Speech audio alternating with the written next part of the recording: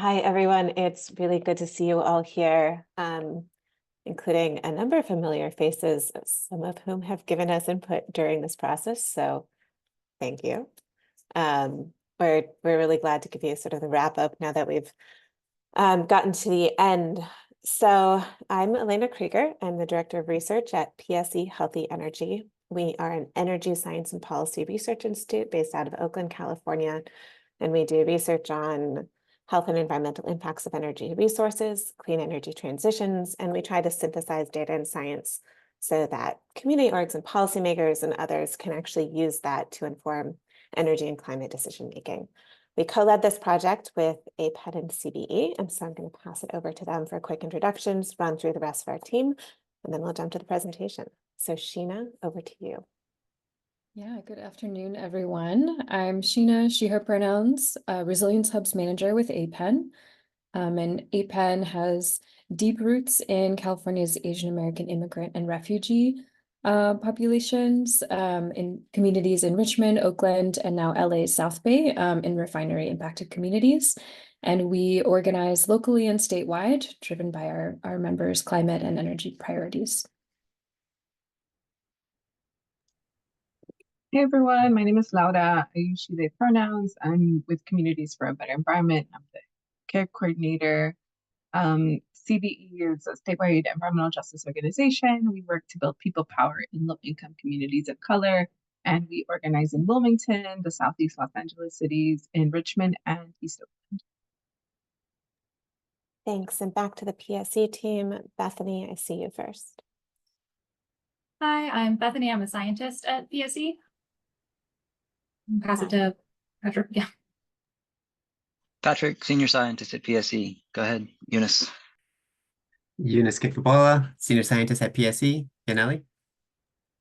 Hi everyone, my name is Yaneli Nunez. Use she, her pronouns, and I am a scientist in PSE. Right, and so let me attempt to share my screen and we'll go from here. Is this coming across for everyone okay? Great. Okay, so today we'll be talking about opportunities and challenges to build resilience across California, specifically in the form of community resilience hubs. As I mentioned earlier, this project was co-led by PSE, APEN, and CBE over the last few years. I have in a few about orgs that we passed through that. So jumping forward to the agenda, I do want to note, please go ahead and put comments and clarifying questions in the chat. And we'll try to address those as we go. And then we'll have plenty of time for questions once we get to the end of the presentation. So today we'll start out with a brief opening about our goals for this project, and Sheena and Laura will provide grounding as to why resilience needs to be rooted in community and the role resilience hubs can play in the communities where they work. We'll then dive into our research, starting with an overview of the project structure. Yaneli will discuss the development of a cumulative vulnerability index to identify populations who may be most vulnerable to both climate disasters, as well as need to build resilience in the face of everyday socioeconomic and pollution stressors. Bethany will discuss how community trends interact with statewide climate hazards, including wildfire smoke, heat, and public safety power shutoffs. We then move on to identifying candidate buildings that could serve as resilience hubs. And Patrick will talk about where solar and storage design is easier or harder, or more or less affordable across the state based on various climate, utility rate, and building characteristics. Finally, Eunice will talk about some statewide modeling on how to prioritize funding across the state to ensure hub access for vulnerable households. Sheena and Laura will tell you about hub development on the ground in Wilmington and in Richmond. And finally, we'll move on to policy recommendations, resources, and future research needs. Inside, our goal for this project was to better understand the resilience challenges faced by communities across the state and the opportunities and barriers to building resilience hubs to help address these challenges. As we know, many of the same communities who are most vulnerable to wildfire smoke, heat, and other climate hazards simultaneously struggle with everyday economic stress and pollution burdens and face some of the highest barriers to wraparound support, as well as technologies like solar and storage that could help build resilience. How do we identify communities who can most benefit from hubs? What is the potential for solar and storage at hubs to both accelerate the climate transition and to provide clean backup energy to community in needs? What strategies can state and local decision makers use to inform hub deployment to support communities across the state? And what does it take to actually build resilience, reflecting local needs in any given place? And how can these experiences be incorporated into overarching strategy? So we aim to try to address these questions, but for starters, we will pass it over to Sheena and Laura to help ground our conversation in community. Sheena, over to you. Yes, so just a quick grounding from the environmental justice community perspective. We work deeply, our roots are in Richmond, which is home to the state's largest stationary polluter and a lot of other industrial sources of pollution. And so communities like Richmond, disasters like refinery fires, oil spills, power shutoffs are a constant threat, and why we're described as being on the front lines, our frontline community. Our communities also face decades of disinvestment from schools and public services while living in close proximity to these big polluters and navigating things like criminalization, surveillance, and policing, as well as displacement pressures. So as these converging economic, political, and climate disasters become more frequent and intense, it's even more critical that we're ready, resourced, and organized together. And so building community resilience is a way to respond and support recovery in a way that helps hold a community identity and culture intact over the long term. And why climate justice is such a broad umbrella that connects health and housing and energy and more. And an opportunity to invest in the social bonds and relationships that can address past harms and support just and thriving and resilient communities well into the future. And this is done by listening to communities and supporting the layered and intersectional solutions that come from that expertise of lived experience. And why a strategy like community-based resilience hubs is a great opportunity to be the collective and collaborative and locally governed solution to neighborhood scale resilience.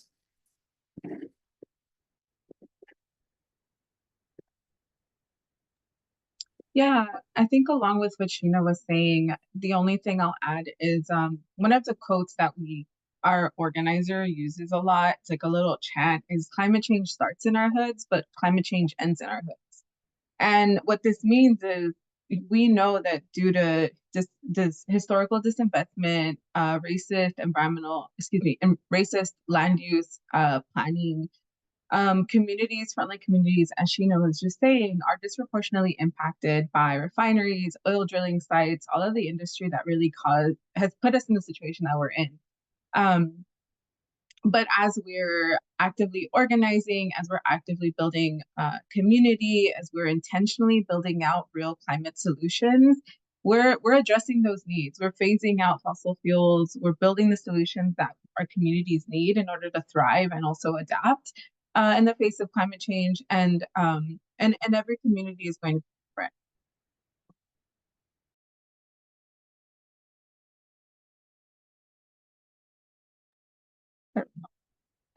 The last thing I'll say is this is just a little map that you can find in our resources from our care manual. So this just goes to show all of the different ways in which communities are impacted.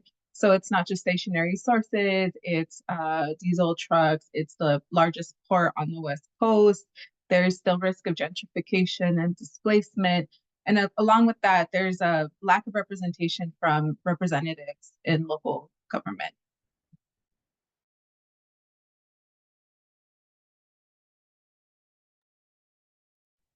So a resilience hub that is such a key and critical piece of infrastructure in communities like ours. These are spaces, flexible spaces where communities can gather, organize, connect with each other, and also access the services needed on a daily basis to kind of deal with the normal everyday things that our communities face with, as well as be there in times of emergency and disaster response needs. And can include whatever the community prioritizes in terms of what are, the climate resilience needs. And that might be cooling and heating or clean air in wildfire smoke areas, clean backup power, access to food, water, sanitation, medical supplies. It can also be a place to grow relationships across communities directly, but also with organizations working in those communities and local government partners, as well as helping build community leaders' skills over time in emergency response and other needs. We include this is the graphic translated, and on the right-hand side there is one we use with our Oakland Chinatown members to really show that all aspects of resilience hubs, from water to energy, communications, food, community should and can be part of all of those decision-making processes. And it takes time to, support that process and do it in language and in culturally appropriate ways.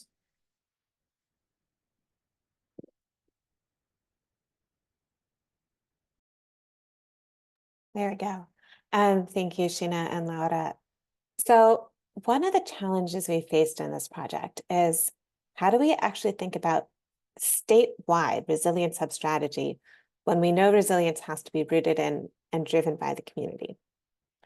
So we approached this project as a mix between a top-down statewide analysis and a bottom-up case-based analysis rooted in the places where APEN and CBE work. PSE led work identifying vulnerable populations across California, assessing climate hazards, identifying candidate resilience hub sites, developing prototypical solar and storage designs for both everyday and resilience operations based on each building type and climate zone across California, and identifying trends. APEN and CBE worked in their communities to identify what resilience means above and beyond solar and storage, built resilience curricula and trainings, and worked with partners to develop on-the-ground hubs.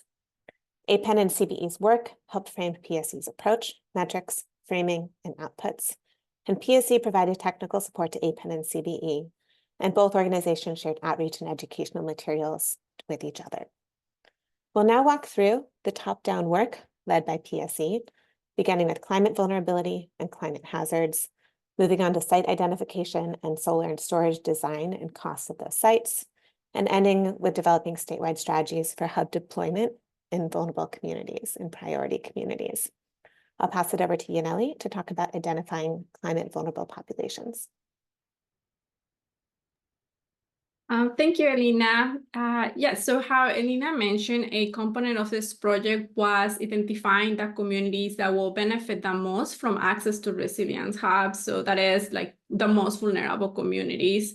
But what is climate vulnerability? So the ICARP Technical Advisory Council defined vulnerable communities as those with increased population sensitivity, less adaptive capacity, and simultaneously a higher probability of facing climate hazards. So based on this definition, we developed a climate vulnerability index. Next slide. So we focus for climate vulnerability index, we focus on 2 of the 3 domains that make up the definition of climate vulnerable communities: population sensitivity and adaptive capacity. And we excluded the climate risk component from our index so that our climate vulnerability index will be relevant to any climate-related hazards. And we fold in this information and future steps in our analysis. So in brief, our climate vulnerability index, which from here on I will refer on as CVI, it consists of 39 indicators. These indicators are grouped into either population sensitivity or adaptive capacity, and then they are percentile ranked and integrated so that we get a score for population sensitivity, a score for adaptive capacity, as well as a value for the overall climate vulnerability index. And we also did a gradient vulnerability approach so that based on the percentile ranking of census tracts, they were categorized either as having very high climate vulnerability, high, medium, or low. Next slide. So based on the CBI that we developed, we found that the Central Valley area of California, as well as the southeastern region of California, have both very high population sensitivity and very high limitations and adaptive capacity. And this overlap result in these regions having some of the highest values for climate vulnerability. But we also found that there are various regions that have a very high limitations and adaptive capacity, but low or median population sensitivity. For example, the northern region of California, and these areas that have high limitations and adaptive capacity and low population sensitivity generally tend to be more rural areas with a smaller population density. And we also identify areas throughout the state that have a very high population sensitivity, in areas of LA and San Francisco, for example, and have a low or median adaptive capacity. And overall, this pattern generally where places that are more urban or more densely populated. Next slide. So the most climate vulnerable populations, or on average, the most climate vulnerable populations that we are identify are in these states that are marked with a red arrow and the map on the left. And in the figure on the right, you can see the climate vulnerability distribution for each county in the state. And they are ordered from like the highest vulnerability to the lowest vulnerability. And this is based on the percentile ranking of the census tract within each county. And we see that those counties that are towards the top of the figure, in those countries, most of the census tracts have very high values for climate vulnerability. That is, like, almost of the census tracts within these counties have very high or high climate vulnerability. But then we also have counties, for example, like Los Angeles, that have a very wide distribution of climate vulnerability. And we have areas, we have very like pockets with very high vulnerability, but we also have other areas that have low or medium climate vulnerability. If we exclude those counties that are the most climate vulnerable, we have on average about 5 to 10% of the census tracts within each county categorized as having a high or very high climate vulnerability. Next slide.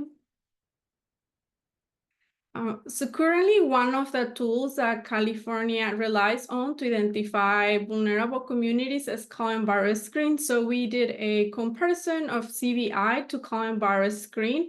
And overall, we found that the CVI score distribution is shifted toward higher values relative to the Cohen-Barrett screen distribution.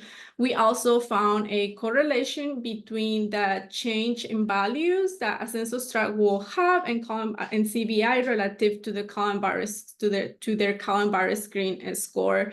So that is that census tracts that have a low population density overall have larger changes in a score. Overall, census tracts with a medium and very high climate vulnerability had the largest increases. So these are census tracts that are in the top 2 quartiles of the distribution. And where we found that the most overlap between the 2 indices were in those census tracts that are categorized as having very high climate vulnerability, so the top quartile. So in the figure and the map, and the figure on the right, you can see the difference, the difference between the CVI and the Cohen-Barrett screen. So in red, you have in the reddest colors, you have the areas that have a higher score in CVI relative to Cohen-Barrett screen, and in the bluish colors, we have the areas that have a lower score in CVI relative to Cohen-Barrett screen. And as I mentioned earlier, you can see that the less densely populated areas overall have a slightly decrease in a score, while the most urban areas have a slightly decrease in a score. And some of the areas that are like the most vulnerable, for example, the Central Valley area, have the smallest changes. And I think that's it for me. So I pass it on to Bethany, I believe is next. Thank you. Yeah, so in addition to communities' adaptive capacity and population sensitivity that we just heard about, we considered their likelihood of facing certain climate hazards. So here we're mapping where communities are at risk from 3 particular hazards, which are projected extreme heat days, estimated wildfire smoke, and public safety power shutoffs. We focused on these three as key climate drivers of resilience hub need and design. So communities in California, of course, also face other risks like earthquakes and flooding. However, we determined that those risks were a little out of scope for this particular analysis. But as mentioned earlier, since exposure risk isn't specifically integrated into the CVI, it can be used alongside any climate hazard, whether it's included here specifically or not. Next slide. So now we're looking at the overlap between climate vulnerability and R3 climate risks. We do this because vulnerable populations living in areas with significant risk have a greater need for resilience hubs. Additionally, knowing which communities face multiple overlapping hazards or multiple overlapping risks is important, in part because where these hazards overlap and when this happens simultaneously, a household may be forced into making unhealthy choices. For instance, between opening windows to cool off during a heat wave or keeping those windows shut to keep out bad air. So map A shows the number of significant climate risks faced by tracts in the 50th to 75th percentile of the CVI, while map B shows the same, but for tracts above the 75th percentile. And here we're using the top quartile of risk exposure to characterize significant climate risk. And we found that regions facing overlapping risks are prominent in the Central Valley, as well as in portions of the Inland Empire, the Sierras, and rural Northern California. It's also good to note that certain climate impacts in certain areas can compound exposure, while certain combinations of risks and vulnerabilities can compound health impacts. For example, communities in the Central Valley already deal with high levels of chronic pollution and are facing an increase in the number of additional extreme heat days. However, rising temperatures can lead to more ozone formation, as well as trap air pollution in the valley, which increases people's exposure. As well, poor air quality is particularly hard on those with asthma, and extreme heat poses greater risk for those without AC at home and can increase the risk of heart failure for those with cardiovascular disease. All of this highlights the importance of looking at specific challenges communities face, as different communities are vulnerable to different risks in different ways. It also really speaks to the importance of community-driven resilience hub design in addressing these risks. So for a really concrete example of this, I will pass the mic to Sheena. Yeah, next slide, please. Just to bring an APEN member's voice into the room as well. Donovan is one of our youth leaders from the Laotian community in Richmond. And as we were going through a process in 2021 to have youth help design the resilient solar and storage system at the Rise Center, there was an oil spill in the bay next to Richmond because of the Chevron refinery. And it was in the middle of our solar and storage trainings, as well as our advocacy workshops to help drive state advocacy and budget work for resilience across the state that year. And I think his quote just really exemplifies kind of like the history of impacts in our communities and why there's not trust in authorities responding timely and adequately to disasters. There was an oil spill that Chevron itself didn't know about, the city of Richmond didn't know about, and it was just a pollution hotline that residents called to report a sheen on the bay in the water and a noxious smell in the air. And I think that just exemplifies what might be happening in an EJ community, even as we are worried about more extreme heat or wildfire smoke, or a hot day and people wanting to go to the waterfront to cool off and not being able to do that because of industrial hazards, and eventually sea level rise also in industrial waterfront areas. So there are layered impacts that can happen in unpredictable ways, and needing more resources to both contain and respond to these for EJ communities.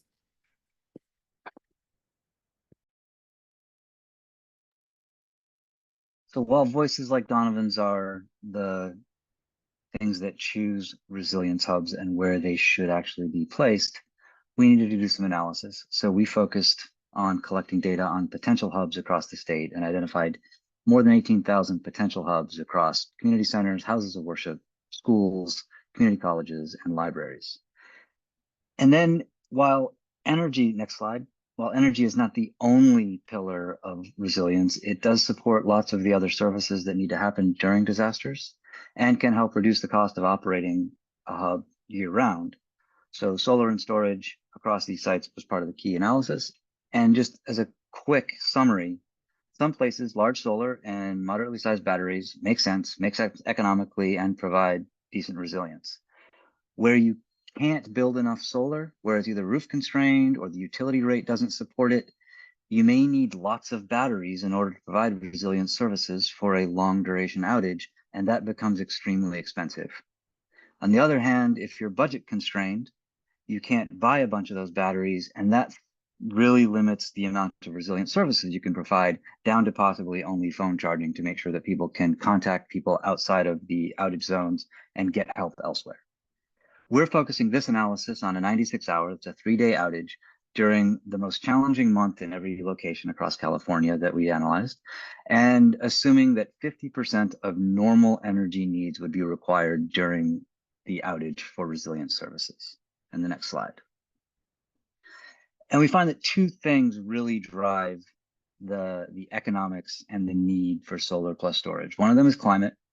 And while we don't use climate zones in our analysis to drive the energy needs at each site, it's a good way to roll up some of the gross aggregate energy considerations and climate considerations. Instead, we modeled energy use at each potential site by using the nearest of 400 different weather stations across California. So we're much more fine detail scale than these 7 climate regions. But they do indicate the hotter and drier nature as you move south, and then drier as you move east away from the coast. Other than you can see some differences here, 6B and 4B. When you get into the higher altitude, it gets cooler. This is not rocket science. This is stuff folks understand, but just so we can aggregate some of the results here in a minute. The other thing that really drives the cost and cost effectiveness of backup energy systems is how those energy systems pay for themselves during day-to-day operations. And that's a huge function of the utility rate. And here we're just showing the 10 largest utilities across California, covering more than 99% of California's customers. The big investor-owned utilities in map B, PG&E, SEE, and SDG&E, and then a few of the smaller ones on the right in map C. And then in the next slide, what does this do for, how do the utility rates impact the cost and value of solar plus storage? And it really boils down to 3 components in utility rates. And one is the cost for energy, and that's the per kilowatt hour charge that most people are pretty familiar with. There's the power charge, or the demand or peak power charge, and that's a charge that a lot of commercial sites pay for the maximum usage during any month. And it's just to help pay for the capacity requirements to deliver that peak power on the hardest day of the month. And then we've all been hearing, especially in the last year, about net energy metering, NEM2 versus NEM3, and that's the price that you get paid for solar you put back, or any distributed generation that you put back onto the grid that you aren't using locally. So energy prices, low energy prices don't incentivize solar and storage because you can buy it cheaply from the grid. When you get higher prices, that can incentivize more solar and storage. And then if you get TOU prices, time of use, different rates during the day, and if you look at the graph on the bottom right, there are some examples of different TOU rates where it's either flat high or flat low. You could have peak pricing during the day, during the afternoon hours, or possibly peak pricing during the evening hours, which is becoming more and more common. Now, high daytime rates can incentivize solar because then you're buying less energy, you're producing more during the day when the sun is shining on you. And high evening rates can then incentivize more battery to take the solar that you collect during the day to not have to buy as much energy between 4 and 9 p.m. when it can be most expensive on the grid after the sun has gone down. Those things can contribute to how much solar you can have on site that pays for itself. Another thing that, like I said, demand peak, if you have a high demand peak, you can reduce that by using your battery to squish down that peak and not have to buy that much energy from the grid and reduce your demand charges. And that can incentivize solar and storage. And finally, the net energy metering. if you are putting solar in storage and you're net zero throughout the year, that means you're overproducing in the summer and you're selling some energy back to the grid. If that price is really low, it's hard to justify a large solar and storage investment. If that price is high, it can pay for itself. Net energy metering NEM 3 makes that price about 75% lower than it was in NEM 2, and that's going to have an impact over the long term on investments in solar and storage. And predictability in that price is key too. If you don't know how much you're going to get paid for solar or for putting energy back on the grid 5 years from now, it's hard to justify an investment in the millions of dollars. You combine the utility region with the next slide, and the solar energy that is coming in, plus the energy demands for normal operation things like everything from cooling to plug loads. And we get this graph of each of the potential sites that we looked at across California. You can see they're somewhat associated with the population centers we're dealing with. And the green areas are where there's plenty of sunlight in that most challenging month. Sun is coming in, you can convert that and store it for use throughout the day. The yellow areas are where you're starting to break even on solar in versus energy needs out.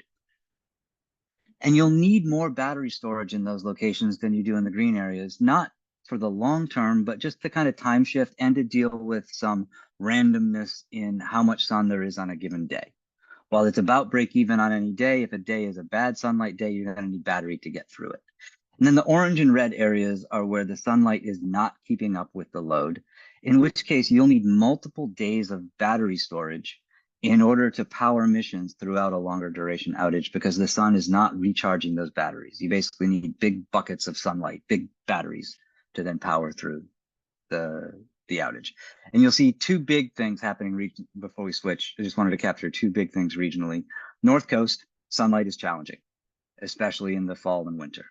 And then you'll also see kind of a chain across the Central Valley of darker, harder spots. And those are the cities in the Central Valley. And you'll see a similar pattern in the Bay Area and in Los Angeles, where cities are more challenging than their nearby, less densely populated regions. And that really boils down to the typical number of floors in a building. So you get higher density, you get more floors per building, which means you have more floors to power from the same roof space, and your solar to load gets more challenging.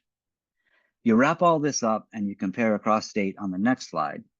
And here we have each utility region and each of those IECC climate zones in a box plot from the top, where there's the highest return on investment. And return on investment, the ROI, is just what's the net present value today, what's the total value of this investment divided by the capital cost for the investment. And SDG&E has positive ROI, and so does most of PG&E territory. And that covers about 15 million people across California, where the median return on investment is positive. And these solar and storage resilience hubs could be built with loans. Eventually, this stuff pays for itself. If you look at PG&E, that's true for everywhere except 4C, Climate Zone 4C, which is that Pacific Northwest up in the coastal, where we said it's going to be solar challenged. And then if you look across the rest of California, Southern California, Edison, and beyond in this map, in this graph, these all have negative ROIs. The median ROI in each of these climate and utility regions are negative, which means it's going to have to be supported by grants. This solar plus storage doesn't pay for itself in the long run. I wanted to highlight one other thing on this chart, and that's Climate Zone 3B crosses every one of these utility zones. And you can see the impact of different utility prices from SDG&E, where it's highly positive ROI, all the way down to SMUD, where it's very negative ROI, with similar climate across. It's not exactly the same in San Diego as it is in Sacramento, but with similar installation, with similar temperature regime. The biggest change in these is utility rate. So your utility rate seriously matters. And I think it's time for me to pass it on. Thanks, Patrick. So in the next few slides, we're going to use models to put together a lot of the trends you've seen in our statewide analysis. And in this slide, we investigate some hypothetical scenarios about how you can prioritize vulnerable populations and some effects that might have on the distribution of deploying resilience hubs to existing sites in California. So there's 3 scenarios shown here on these 3 plots. They're each showing you how far people have to drive to their nearest hub as a result of this deployment of resilience hubs, based on their the climate vulnerability index that Yaneli was showing earlier at their communities. So on the left, the model is not aware of any vulnerability and has a roughly flat driving distance across vulnerability. For the second, we prioritize in that model only those communities above the 75th percentile, the very high vulnerable communities similar to Callan virus screen climate vulnerability disadvantaged community. And what you can see is the above the 75th percentile, the population is covered very well, although many hubs are needed. But right below that threshold, the distance that people in communities would need to travel starts to increase sharply.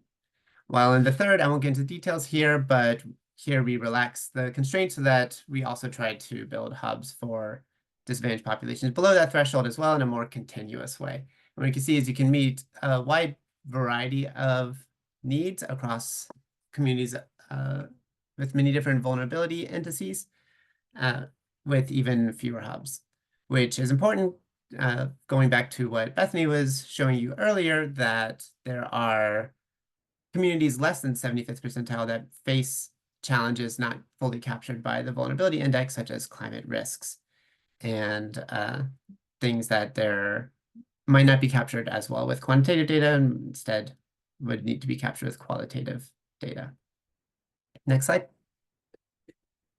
Now that model was just deploying sites across California and was not aware of how big sites are or how much it would cost to build a resilient energy system for a 96-hour outage. Here we ask, what is the lowest cost to deploy resilience hubs to meet about 150,000 persons simultaneously across all the hubs through the entire outage to provide enough energy and floor square footage to serve those needs. And all those red dots you see, the bigger dots can serve more people, and those are typically built in urban areas where you have denser populations, and you'll see some smatterings of red dots in the more rural areas as well. And that's overlaid also with 2 other disadvantaged community designations that show that many of these do overlap, and there may be potential funding for these sites as well. And on the right, you'll see a bunch of statistics about this scenario, about how many hubs there are, the cost to build the solar and storage at all these sites, about a little over 500 million. You'll see that there's a positive net present value of about 50 million, which suggests that on aggregate, these could be paid for with loans, financeable loans, but because not all sites are fully financeable, they have returns on investments that may be negative. Some grants would be needed in order to make them fully financeable by, say, a green bank. You also see statistics just to highlight that this is a bunch of solar and storage you're putting on the grid, which can help the grid and also at the same time offset emissions, carbon dioxide, NOx, and PM 2.5. Next slide. One more question that we wanted to investigate was, what happens when there is less access to funding in the form of grants? What if the grants were decreased from, say, 30 million down to just $5 million worth of grants? How would that change the distribution of solar and storage investments? And as expected, the model chooses to build more sites where the return on investment is typically higher. So that's in, say, PG&E, SDG&E, and Imperial Irrigation District, and less in some of the more southern utilities, which just highlights that if you want to meet certain targets to deploy energy resilience equitably, certain areas may need more grants than others. Next slide. I think it's going back to our partners. Yeah, thank you. So how did we do it? At least in Wilmington, to just talk a little bit about how did we even like get to having these conversations with our staff and community members. It's honestly been a very cyclical process. We've been learning so much from our partners at PSE and APEN.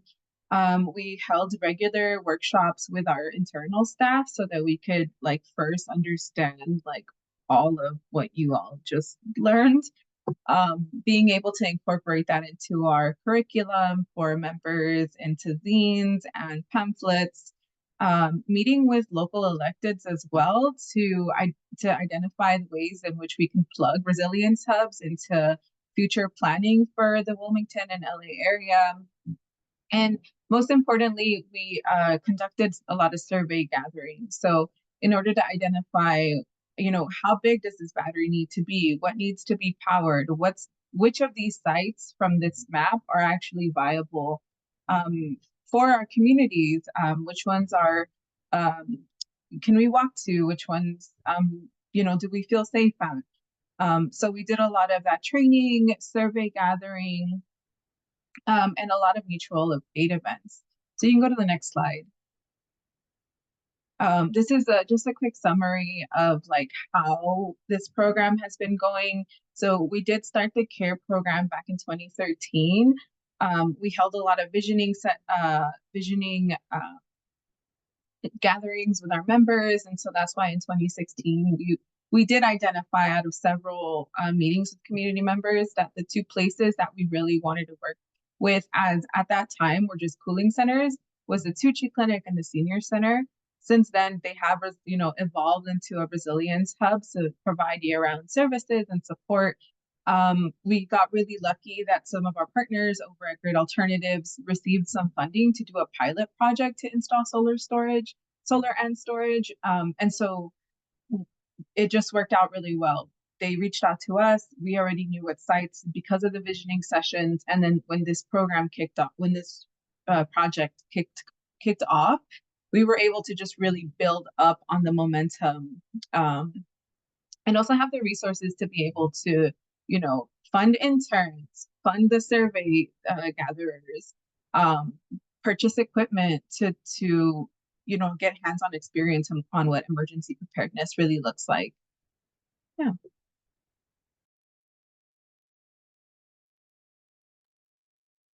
Sheena, over to you. Yeah, so to talk a little bit more about APEN's partnership with the RISE Center to build this climate resilience and liberation hub. It really started, we are both organizations deeply rooted in Richmond, committed to serving young people in Richmond, current and future leaders, and the values of really having this be a process driven from the ground up. And so RISE, developed the expertise of accessing capital funds and new market tax credits for the construction, and brought in APEN to kind of lead on the climate resilience aspects of it, and connect across our membership and our staff to build everyone's knowledge around it and really think about the resilience infrastructure, materials, what are the policies needed, the staffing, the partnerships in the broader Richmond community with local government. What is all that needed to kind of expand and deepen this, and how young people can continue to play a leadership role in supporting their community throughout it. So this was a mock-up of the design. The center is now open. Even open for tours, and you can see how beautiful the campus has become with these layers of investments, and how much the youth have played a role in shaping these facilities, the solar and storage aspects, determining the critical loads needed on site, and also thinking more broadly about what resilience means to them.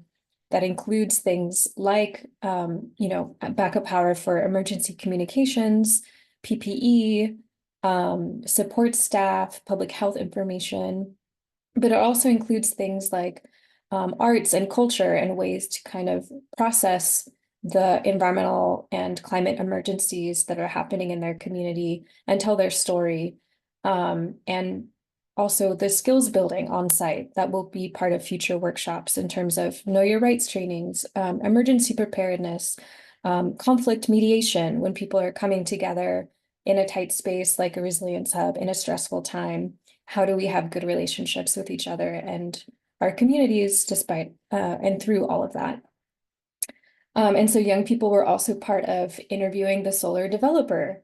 We have ongoing APEN academies and an annual RISE Leadership Institute to keep building people's capacity as organizers and advocates with that climate justice framework. And RISE continues to be a site as part of our toxic tours where we explore and share the history of impacts on Richmond and also the community-led solutions.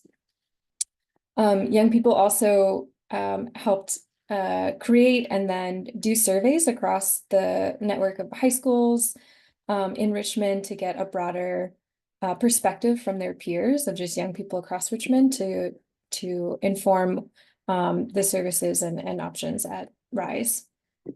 I'll just highlight really quickly some of the challenges in this process. Some of it has been to that point around grants and financing. RISE as a hub, this is for at least for the climate resilience pieces of it, all private foundations and philanthropy. We have not been able to access any of the really great state grant programs that are coming down the pipeline for this hub or other hubs that we're working on. We've also had some learning curves with other technical partners that saw this as more of kind of a pilot or a testing grounds versus a long-term partnership like that we have with PSE that has kind of built over time. There's also bureaucratic barriers, which have led to just the building in the middle here being the technical climate resilience hub with the solar and storage interconnection, even though eventually we would love to see all of the solar systems have backup power connected to them as well. And just ongoing delays with the utilities that are costing RISE, bill savings and the opportunity to put into practice our governance around these solar systems and really see their benefits in real time due to those interconnection issues. But that's to say it's moving forward and there's a lot of leadership and capacity being built around resilience and solar and storage in Richmond.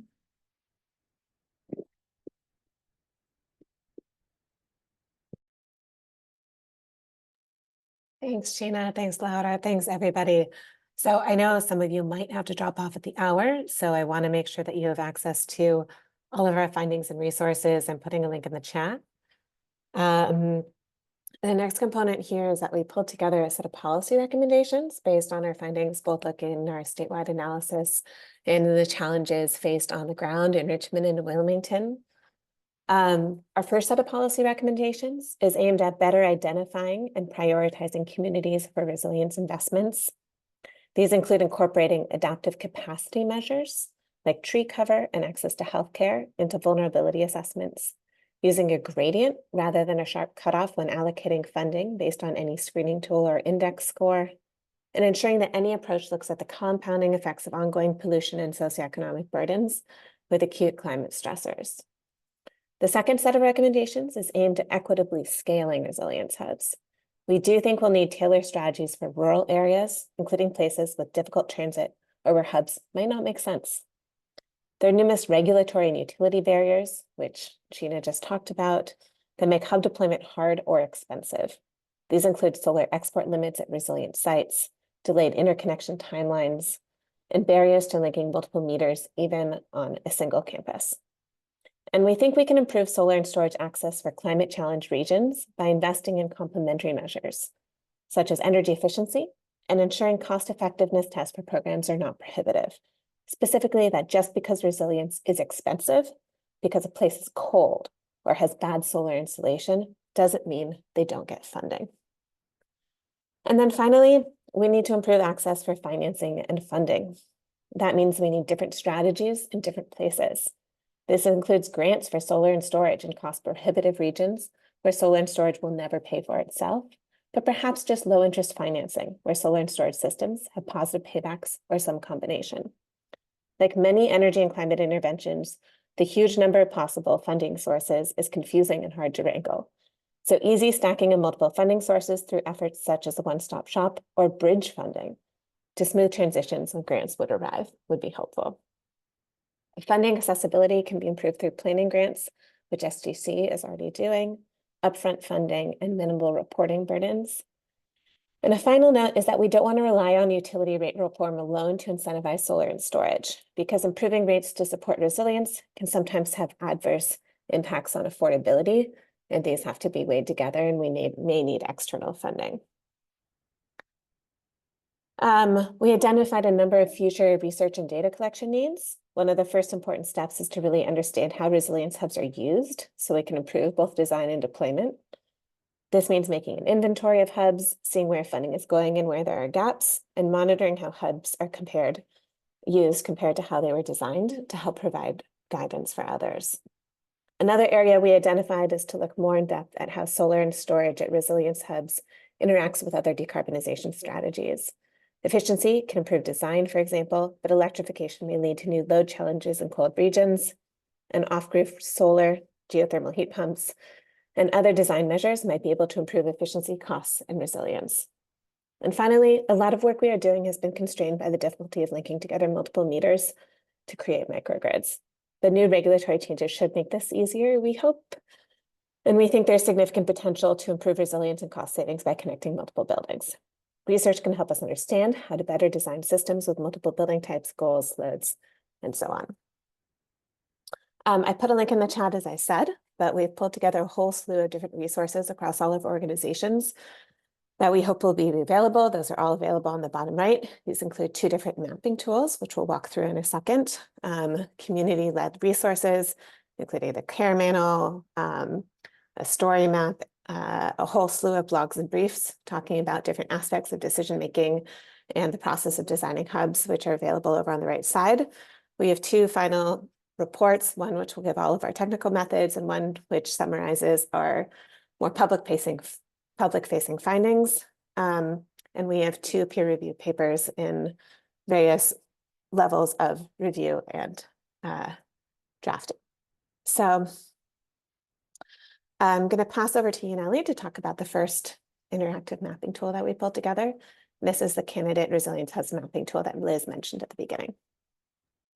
Thank you, Elena.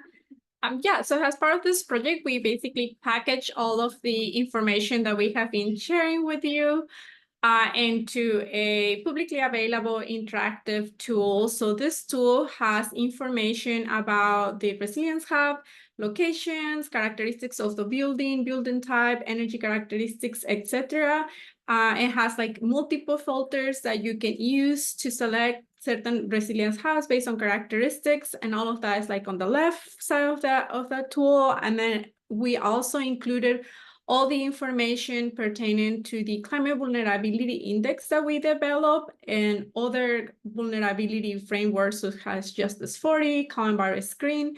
So you can look into the census tracts and identify, a filter by different vulnerabilities. And we also included multiple filters for climate hazards, as well as a layer for wildfires. And as I say, this is publicly available, and we hope that this will be like a good resource for our community, based organizations, as well as policymakers.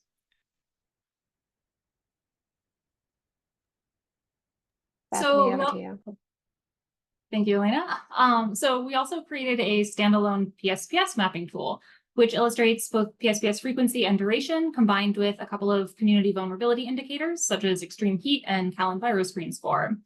So we created this tool because historically this data has not been reported geospatially, and we knew this information could be useful not only for our analysis, but also to community choice aggregators and those applying for resilience funding, because something like this didn't exist.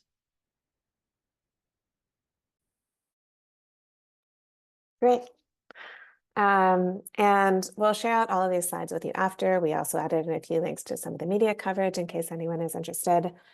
And I think we'll wrap up there. We'd love to turn it over to questions. I know we were getting some in the chat on multifamily buildings, but I will pass it over to Liz.